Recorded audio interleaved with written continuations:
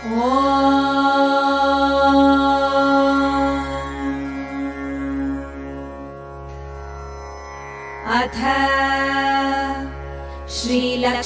सहस्रनाम स्तोत्रम्। ध्यानम्। पद्मनाभप्रियां देवीं पद्माक्षीं पद्मवासिनीं पद्मवक्त्रां पद्महस्तां वन्दे पद्मामहर्निशम्।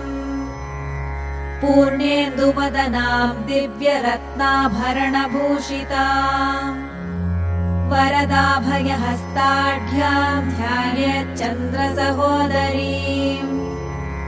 इच्छारूपां भगवतः सच्चिदानन्दरूपिणीम्।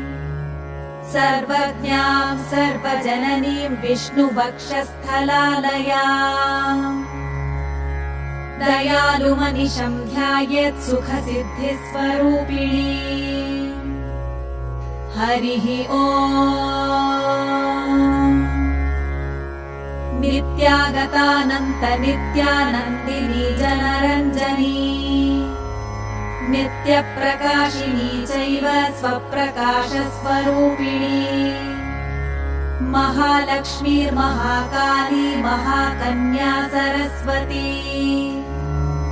भोगवैभवसन्धात्री भक्तानुग्रहकारिणी। ईशावास्या महामाया महादेवी महेश्वरी। हृल्लेखा परमाशक्तिर्मातृका बीजरूपिणी। नित्यानन्दा नित्यबोधा नादिनी जनमोदिनी। सत्यप्रत्ययनी चैव स्वप्रकाशात्मरूपिणी। त्रिपुरा भैरवी विद्या हंसा वागीश्वरी शिवा। वाग्देवी च महारात्रिः कालरात्रिस्त्रिलोचना। भद्रकाली कराली च महाकाली तिलोत्तमा। काली करालवक्त्रान्ता कामाक्षी कामदा शुभा। चण्डिका चण्डरूपेशा चामुण्डा चक्रधारिणी। त्रैलोक्यजयिनी देवी त्रैलोक्यविजयोत्तमा।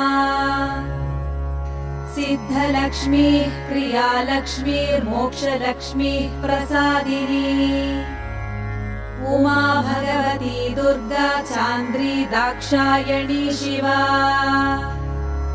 प्रत्यङ्गिराधरा बेला लोकमाता हरिप्रिया। पार्वती परमादेवी ब्रह्मविद्या प्रदायिनी। अरूपा बहुरूपा च विरूपा विश्वरूपिणी।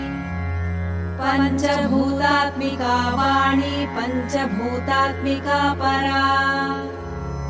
काली मा पञ्चिका वाग्मी हविः प्रत्यधिदेवता। देवमाता सुरेशाना देवगर्भाम्बिका धृतिः। संख्या जातिः क्रियाशक्तिः प्रकृतिर्मोहिनी मही। यज्ञविद्या महाविद्या गुह्यविद्या विभावरी।